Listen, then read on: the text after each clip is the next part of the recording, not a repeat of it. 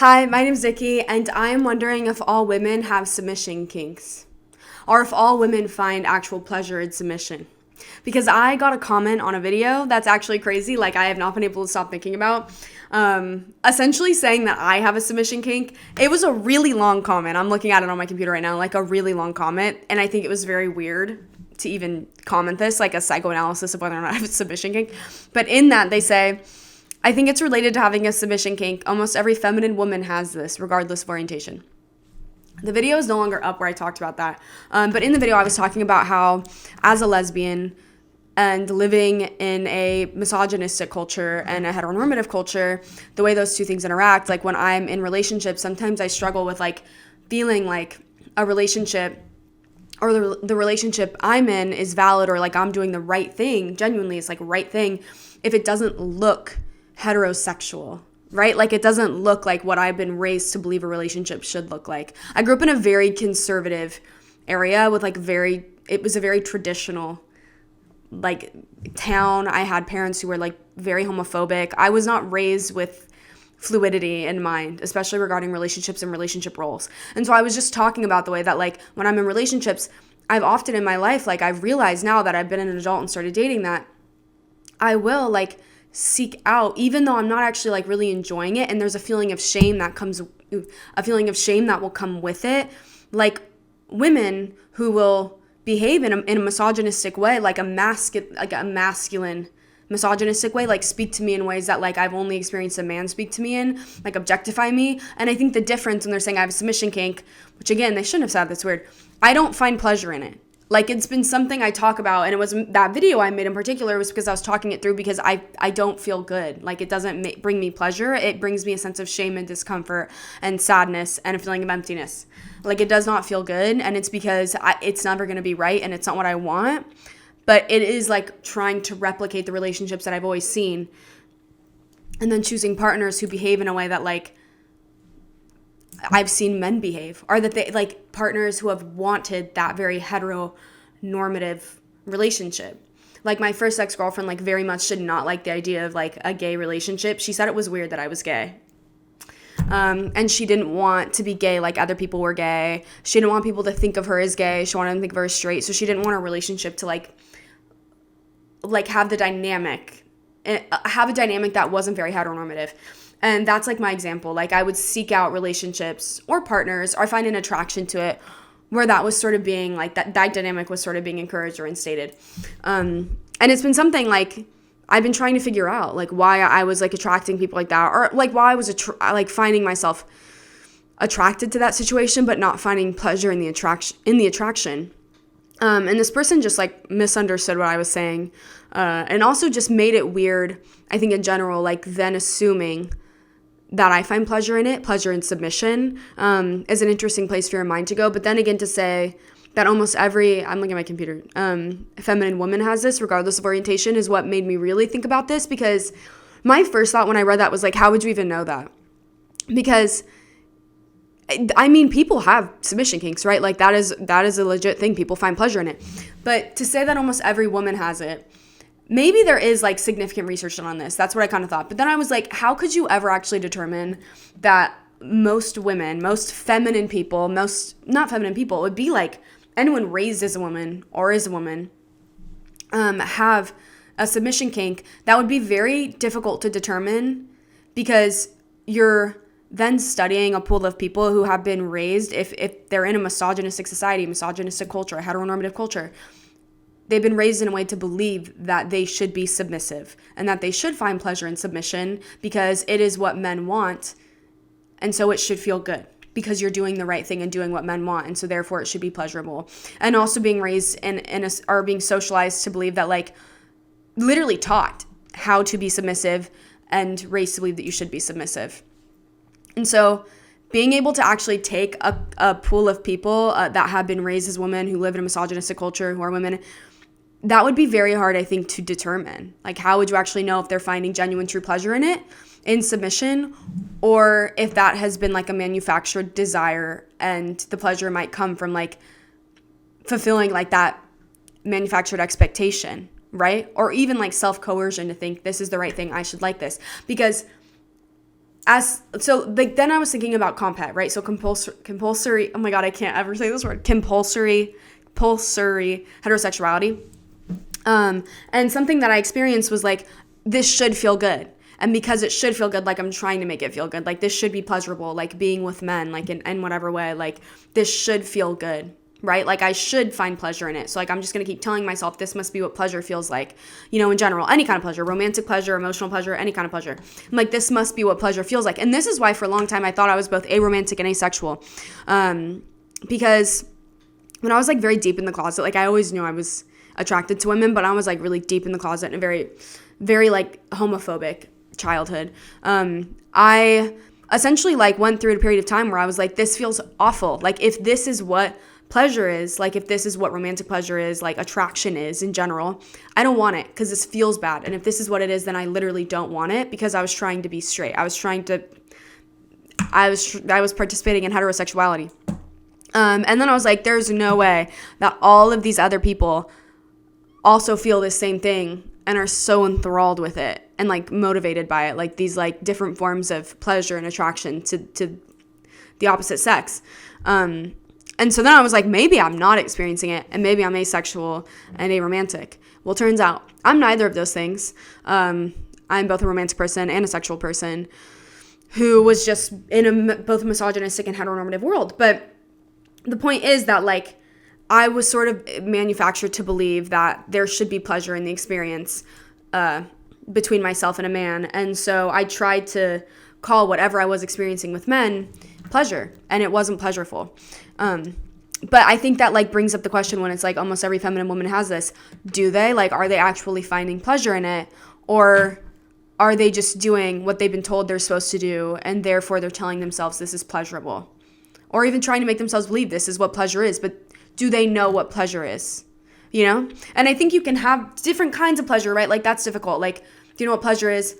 But I think pleasure in regards to your submission to somebody, like if that's the situation, like in a relationship, like in some forms of intimacy, like that kind of pleasure, like do you know what pleasure is in that case? I don't know if I'm making a lot of sense. But yeah, how would you determine whether or not you're actually experiencing pleasure with it? If you don't know what pleasure actually feels like, if you've like never experienced pleasure and you've been told you should be experiencing pleasure, and so you're assuming whatever you are experiencing, you're putting the word to it. They've always been told like should encapsulate that experience. So like me with men, these like really like repulsive feelings towards them, I was like, that must be what attraction is. That's kind of like what I'm trying to say.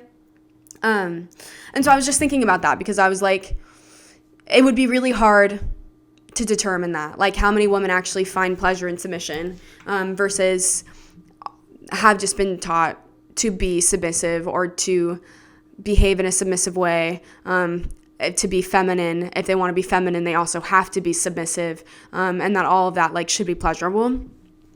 And so that comment I found to be very weird and like misunderstanding like what I was talking about. And it also seems like, I don't know, my guess is based on that comment, my guess is they're not a lesbian. I don't know who left that comment. I don't know much about them, but it just makes me think that they're not a lesbian because I think they're misunderstanding a lot of what I had said. Anyway, so then I decided to do some research on this because I couldn't stop thinking about it and the way that compet and misogyny in particular could work together to sort of manufacture your desires and your understanding of pleasure and what you find pleasurable versus what you think you should find pleasurable, and then determining what is actually your own pleasure and own desires versus what you've been sort of manufactured to believe. And so the first thing I read about this was a book called We Are Not Born Submissive by Manon and Garcia. And it's a really good book. Like I recommend it, and it talks about a lot of different really interesting things. But it talks a lot about like the way that femininity and submissiveness have sort of gone hand in hand, or like they've been sort of like we've sort of been taught that to be a woman, to be feminine also means to be submissive. And when it comes to like compet, which is sort of the idea that like heterosexuality is like the innate sexuality to all of us, or it's the natural sexuality, or like it is the right sexuality, that also then determines your understanding of femininity. And there's a quote from a book, or not a book. This is actually a quote from an article called Compulsory, sorry, I can't really say it, compet, but the actual spelled out, by Roger Levesque, I don't know. But it says, most notably, it has informed efforts to understand girls' feminine roles, the unwritten rules of femininity by which girls are expected to behave. So Comp Het also is determined, or is very heavily influenced by, as a woman, or if you're literally just born into the world as a female, you're therefore born into a world where gender roles, if you're in that sort of culture, that sort of world, like I'm in the United States, when you are going to endure a womanhood or a woman socialization, right? Like you're going to have all of that imposed onto you. The different like kinds of, I don't know, ideas, beliefs, ideologies that come with being a woman are going to be imposed onto you. And then your femininity and what it means to be feminine is going to be essentially manufactured by the people who are manufacturing the roles in society, because if it's a misogynistic culture where it's a patriarchy, men are doing that, right? So your submissiveness and your femininity have been determined by men. But it talks a lot about like the interlink between those two things. And something I did find interesting, this is kind of like a side note, but it's like the way that there's always been this idea, or for like in a lot of history, that women are naturally submissive, right? Like they enjoy being submissive. They are naturally submissive. This is intrinsic to who they are. But the really interesting thing is like, if that was the case, then why is it taught? Like, why is there an entire edification regarding femininity and submissiveness? Like it is enforced, like literally enforced. It is manufactured in order to remain consistent and the same and to be what men want. And so, like, for example, there's a quote on here from Adrienne that I think like kind of works for both womanhood and heterosexuality. But the quote is, heterosexuality has had to be imposed, managed, organized, propagandized, and maintained by force, is something Adrienne Rich said about heterosexuality. But I think that also goes for femininity and womanhood. It is something that's been imposed, managed, organized, propagandized, and maintained by force. Because women have literally been taught, and if they're not in addition to like being born into a misogynistic culture where they're being naturally socialized into having these like ideas of femininity and applying it to themselves and what they should be and having it forced onto them. It's also been maintained through things like force, right? Like intimidation, threats, legal obligation. Like there's some countries where women, like they must behave in the ways that like the society has determined women must behave in order to remain like safe, without being like persecuted. Like it has been maintained on like a greater level. Like it's a patriarchy. And so I think those two things go hand in hand. Like you're not only like ascribed these identities, heterosexuality and womanhood, because if you're born into the world a female, you're immediately ascribed womanhood, and womanhood means something, right? Like you're coming into a world where a woman means something, and you're coming into a world where being born a female, heterosexuality means something. And so in order to not only, like, you're not only ascribed these things, these things are continuously enforced through different ways. And you're aware of it. I think whether or not consciously or subconsciously, like, you know that you should be these things in order to be right, to be safe, to fulfill your like purpose in the world, right? Like a lot of women are raised to believe that their purpose is to be submissive to a man. Anyways, so I thought that was just like something really interesting. It also talks about how, like, you know, if it's like our instincts to submit, then why is it something that has to be so continuously enforced or propagandized, or like a continuous effort in order to socialize submission in women if it was intrinsic, like just an innate intrinsic thing that they found pleasure in? It most likely would not have to be enforced and taught, right? But okay, so I don't know where I was going with this. Anyways, those two things go hand in hand. So essentially, if you're born into the world female, you have two things ascribed to, which is heterosexuality and womanhood. And those two things will heavily influence your experience in the world, the way that you interact with it, the way that the world interacts with you, and your understanding of relationships and yourself and your role in relationships. And then I was thinking about, okay, so then I think it's pretty safe to say that, like, what we desire, what we think we desire, it's like worth looking into, like, because so much has been ascribed to us. Like, are these actually our desires? Like submission, or getting pleasure from submission? Or is that like a symptom of misogyny and heterosexuality that is not really true to us, but true to the role that we've been ascribed? And so I was thinking about the pleasure aspect of it. And in this book, because that person, like saying I have a submission kink, I guess, okay, so maybe I should say this, where I was like trying, like, so I was essentially trying to figure out like what would be the determinant, like to differentiate between actually getting pleasure, like a submission kink, or trying to fulfill the role that you've been like heavily socialized to believe that you should fulfill. Like which is pleasureful and which is pleasure from fulfilling your social obligation, right? And I think that the key is shame, like feelings of shame. Because when that person said I have a submission kink, I thought about it and I was like, no, I don't. And I talk about how like I would find these like heteronormative roles in relationships, but I don't find pleasure in it. I find like when I engage in that sort of role, like in a very heteronormative situation, like with another woman who like wants it to look like that, I don't feel pleasure. I feel a sense of shame and like detachment from myself and a weird disassociation. And in relationships I've been in where that was not the case, I feel like myself and happy and fulfilled. But I literally feel like a sense of detachment and disassociation.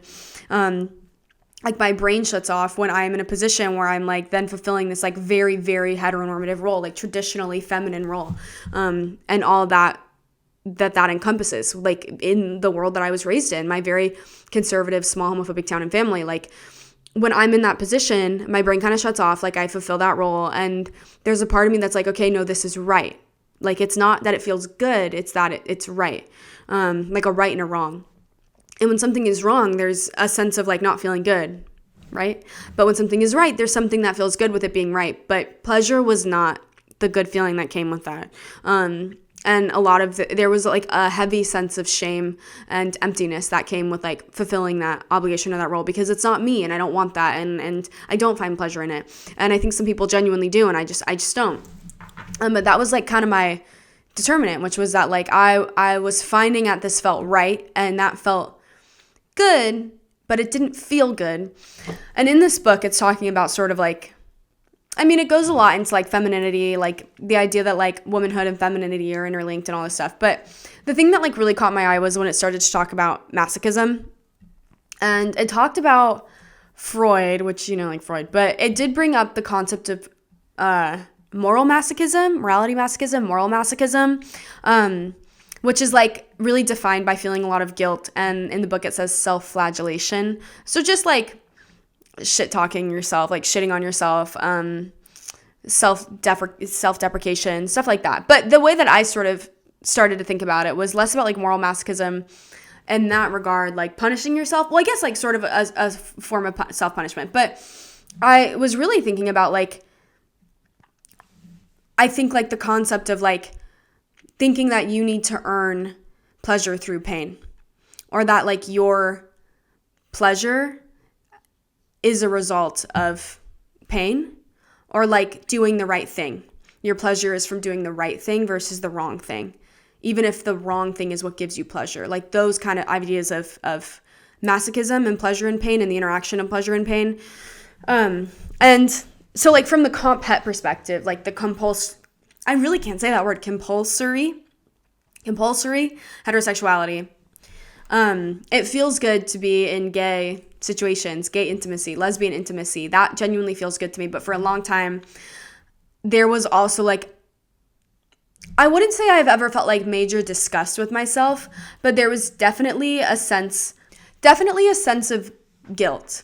That's like how I would describe it. There was a sense of guilt for feeling good in these gay settings, or like having lesbian thoughts, you know? I would feel a sense of guilt, but I never felt like disgust. I think that that's something people can like go through and struggle with when they're like unpacking a very like homophobic life, right? Or like a lot of homophobic socialization. But I felt more than anything guilt. And so it was a weird situation to be in, to be experiencing genuine pleasure and like happiness and fulfillment, and then also feel guilty because I was doing the wrong thing, you know?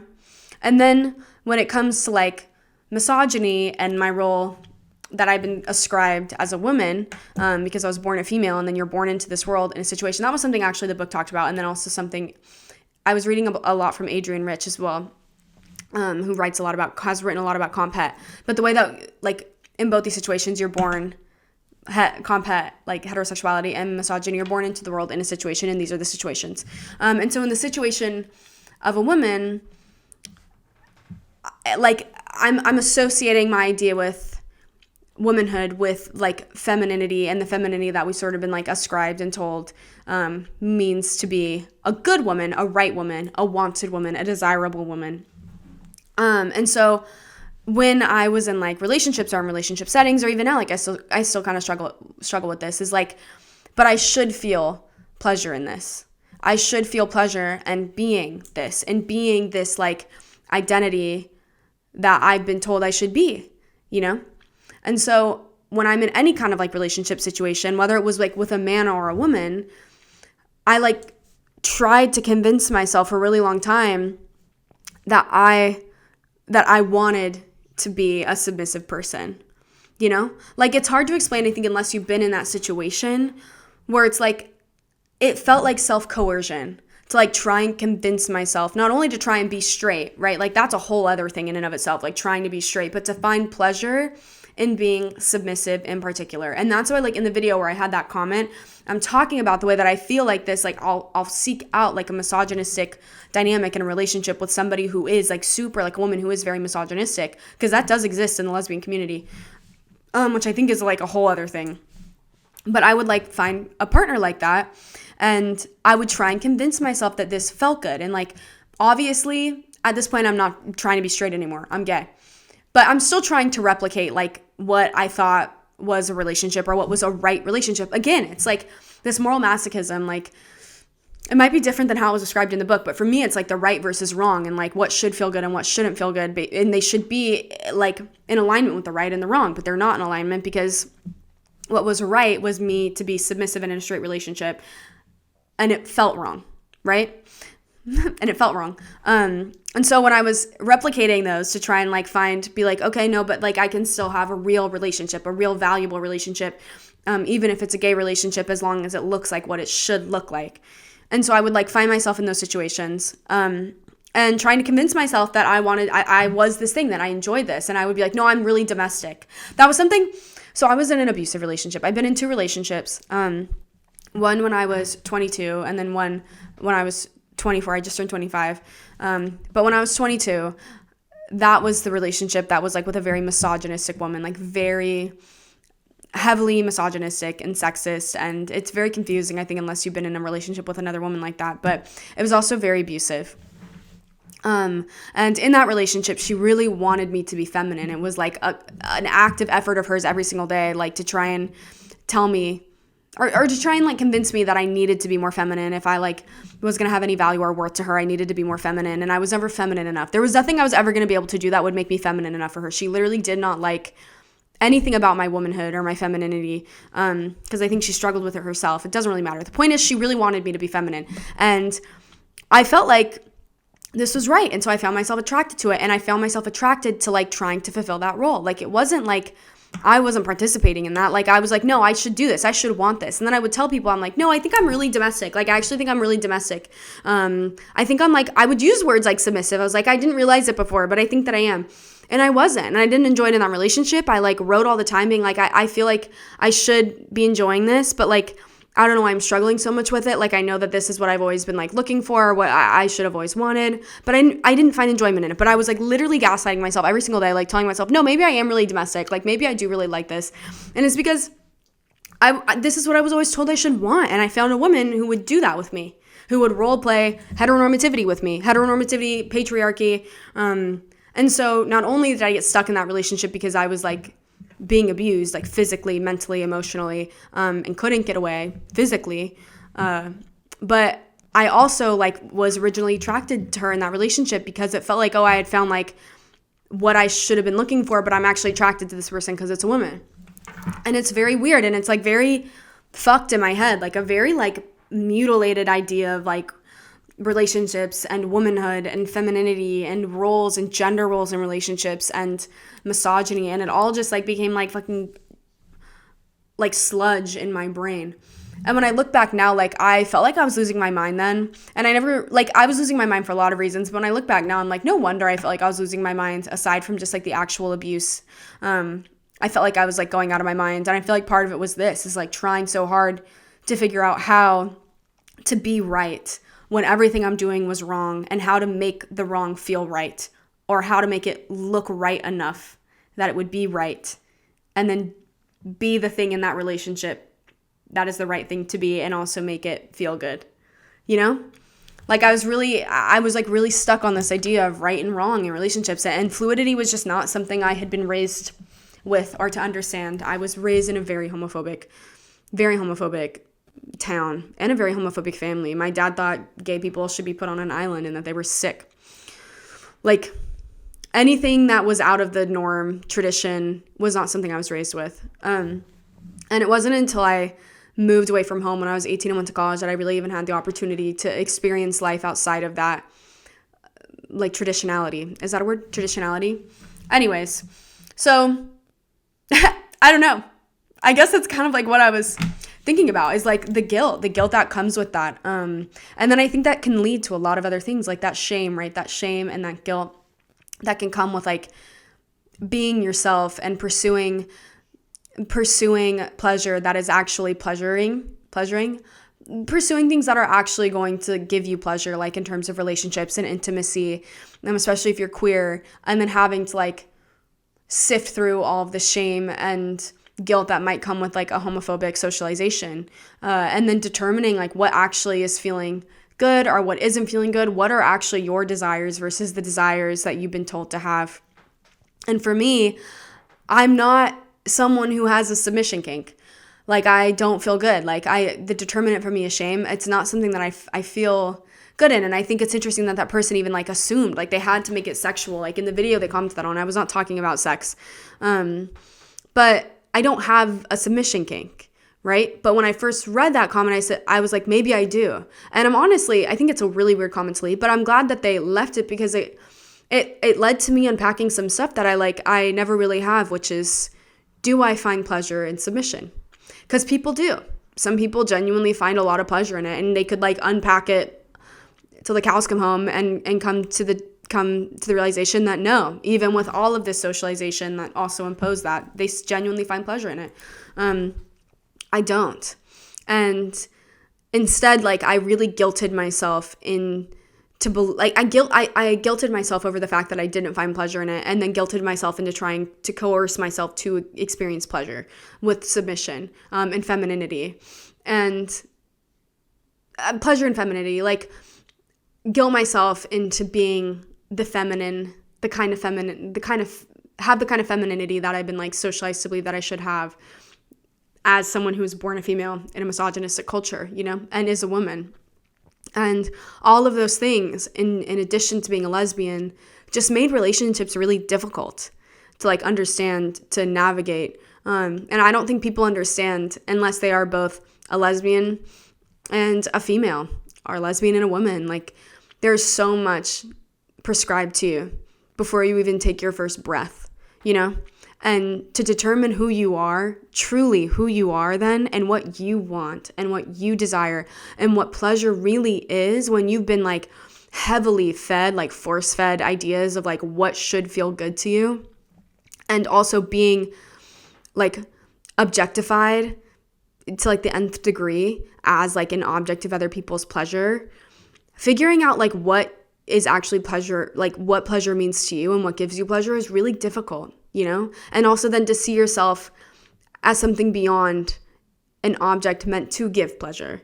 Like the concept of pleasure and desire is like in and of itself like requires you then to like really look at yourself and try and unpack it, like, because it's not fair, you know? Like it's not fair to be a woman, to be a female, to be a lesbian and like not have any control of like your experience in the world, right? Or like the things that like or have any say in like what you actually like or what you actually want, or your desires in relationships, or the role you like to play in a relationship. Like all of it's so predetermined for you. Like it's not fair. And then like to talk about it and have people just like sort of like boil it down to like, well, you just like to be like dominated.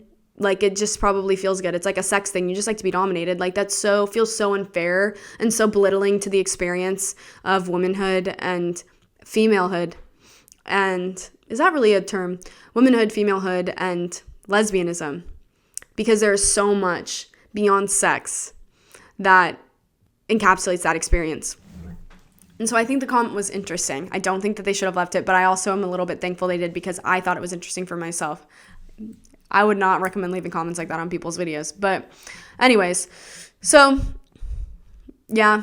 And then I think there's like a concept I thought a lot about, like feeling like self-punishment. Like if you are struggling with shame and what comes with shame when it comes to relationships and queer relationships, or even just like femininity and womanhood and intimacy, feeling like you need pain to earn pleasure.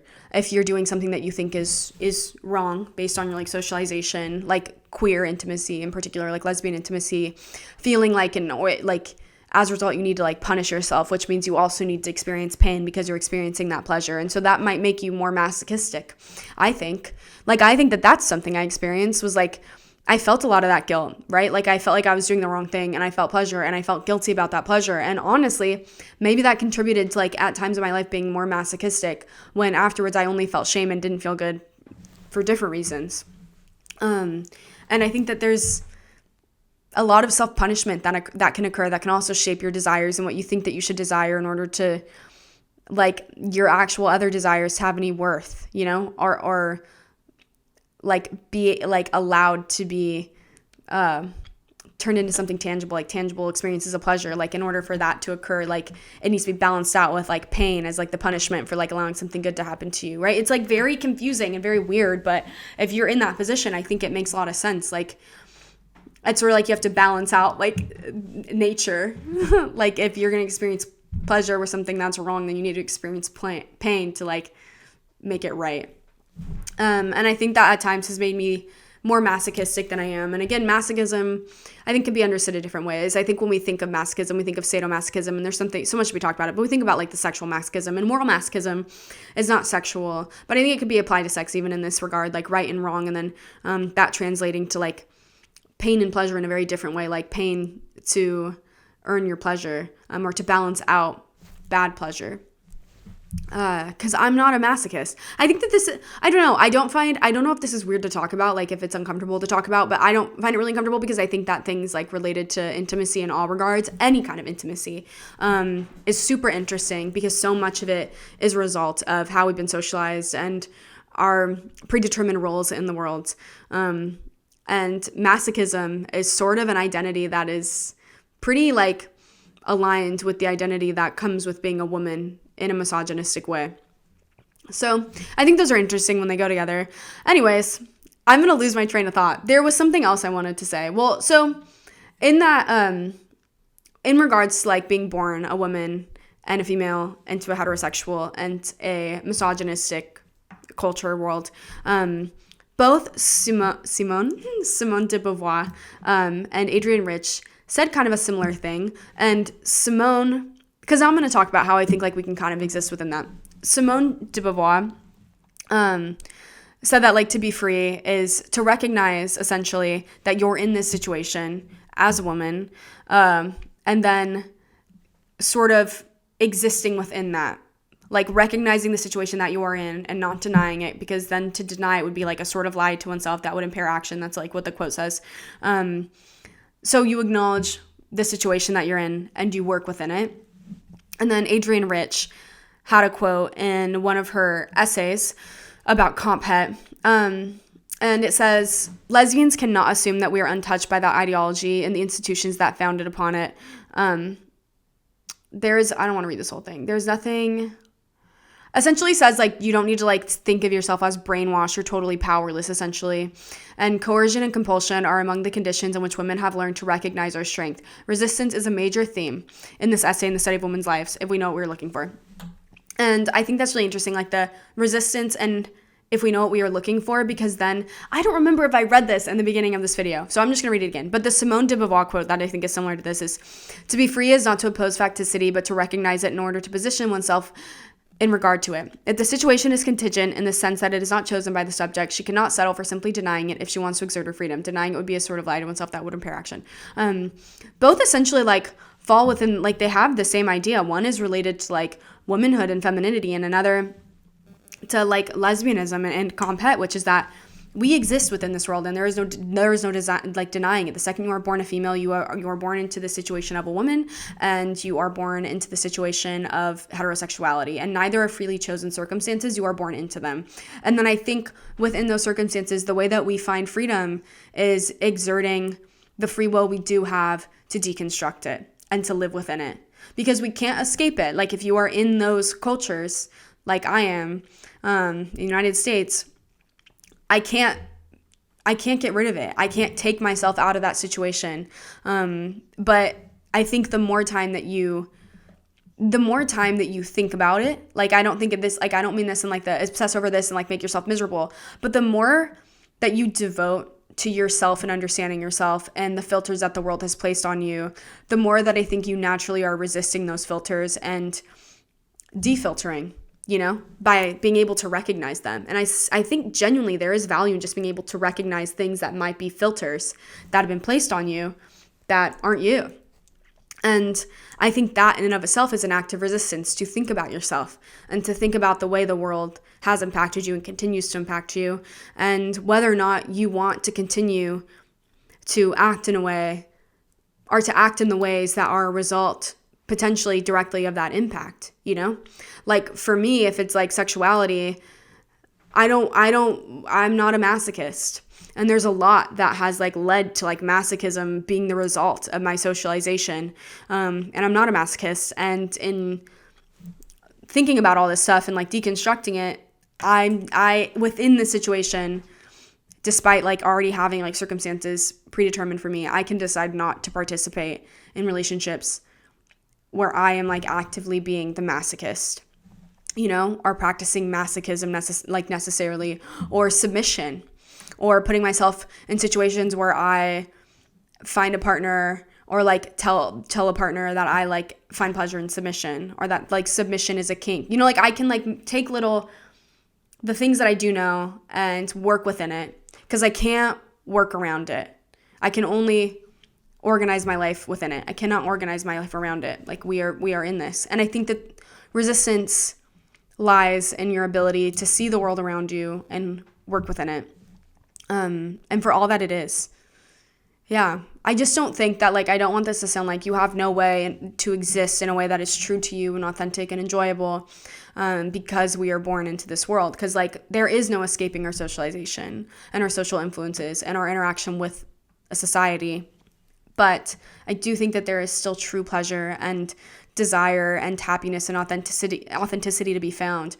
I think a lot of it comes, though, from devoting effort and time to understanding yourself. Self-awareness really is the cure to so much. And that in and of itself is an act of resistance, genuinely, like knowing yourself and knowing the way things are affecting you.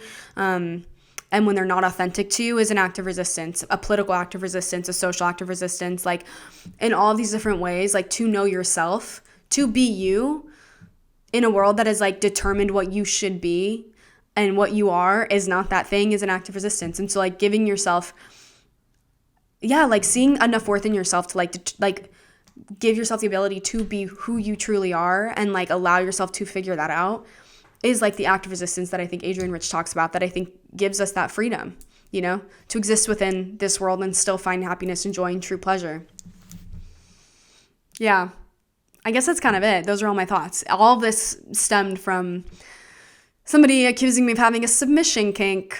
So I don't know. Those are just some thoughts. I think that pleasure is still something that we can all find that is authentic to us and our desires. But I think there's a lot of value in taking a second to really try and figure out whether or not those are things that are bringing us true, real pleasure because they're pleasureful, or pleasure because they're the right thing to do. Back to that like morality, masochism, I guess. Yeah, I don't know. So those are just some thoughts. If you have any thoughts on this, you're watching this, I would love to hear them. I think this is a really interesting topic, and I feel like depending on your sexuality, your identity, your gender identity, the experience with this and your interactions with these cultures in the world and the impact on the things that you want or don't want or you think that you should want, I would love to hear it. Because I only know from the perspective of a woman and a lesbian. And I know that there's probably so many different ways that this is experienced. So if you have an experience like related to this, misogyny and heterosexuality. I'd love to hear it. What else? I guess I'll just say, so, because now I've run out of things to say. I make videos on TikTok, which I don't know how much longer that'll be around because I'm in the United States, but I will put that in the little box below. I make videos on there. They're like 10 minutes. And then I have an Instagram where I post videos, and I have a website, and there's a submissions page on there where you can submit, and I can publish it online if you want other people to see it, or if you just literally have anything you want to talk about, like literally anything related to this, something more emotional, anything that's like heavier on your heart, anything that you're going through that you just like need a reason to talk about. I hope that this can be a reason to talk about it. You can send it to me by email. You can message it to me. And if you want it like put online, like post it online, like maybe other people can read it and reach out to you if you would want that, or anonymously, like I can do that, or it can be just me, and I promise that I'll read it and someone will hear you. So if there's literally anything you want to talk about, please always feel free. I'd be honored to hear it. And what else? I think that's it. So yeah. Okay. Thank you for watching. I don't know if I have anything else to say. I guess I should say that the book I read, again, was We Are Not Born Submissive by Manon Garcia.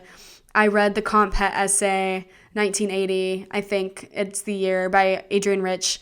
And The Second Sex, this was inspired quite a bit also by The Second Sex by Simone de Beauvoir, if you're interested in reading those things. Okay, that's it. Bye.